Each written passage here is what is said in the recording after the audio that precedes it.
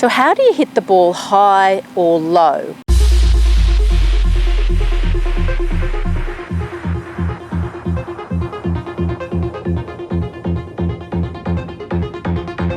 Now, generally speaking, the different clubs in your bag are there already designed to do that for you.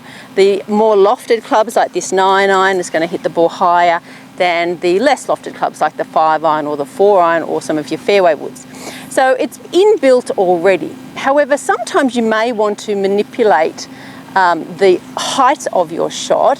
For example, if you're in the trees and you want to hit a low punch shot, or if you've got a tree in front of you and you can't go through it, you might want to try and go up and over it.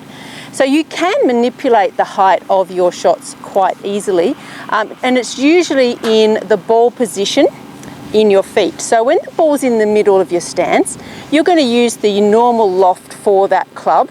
When you move the ball back towards the back foot, then you're going to take the loft off and you're going to hit it lower. So that same club will have the loft reduced and will go lower. If you move it forward towards the front foot, then the ball is going to go higher.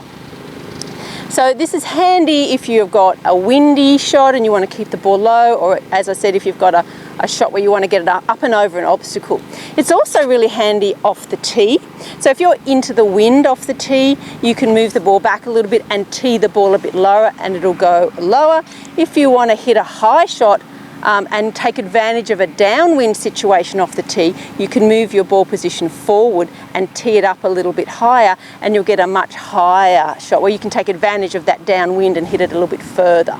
So let's start with the low shot. Now I've got a 4-iron here, which is going to go pretty low anyway, but if I play it in the normal ball position for a 4-iron with a normal full swing, it's not going to stay low enough to keep under a tree. So if I do want to play that low punch shot, I can still use my 4-iron, move it back in my stance towards the back foot a little bit, and I'm going to use a shorter swing, like a half length back swing and through swing. So set the ball up a bit back, half swing, and make sure your follow through is quite abbreviated as well. And I'm not sure if you can see there, but that stayed really quite low and it runs a lot when it gets going. So it's really good to try and scoot it up there and onto the front of the green if you possibly can. So now let's have a look at your higher shot. So with your higher shot, obviously you're going to add some loft to your club. I've got a 9-iron here, and again, if I play that in the middle of my stance, that's already going to go pretty high. If I did want to get it up extra high, say I had a high tree in front of me and I've got a chance of getting on the green if I can get over it, all I'm going to do is move my ball position forward a little bit. We're only talking about an inch or so. You don't want to overdo this. If you move it too far forward, you're more likely to top the ball because the club's starting to rise up as it hits the ball. So we're just going to move it a little bit forward. Also be careful here that you're not sort of trying to lift the ball up higher because that won't work at all, you'll top it. So try and use your normal swing. All you've done is move the ball forward and this will lift it up a little bit higher. That should get you over most trees. There's a bit of judgment in that. Obviously you've got to decide for yourself if you think you can get it up higher. Practice a little bit on the range is a really good idea.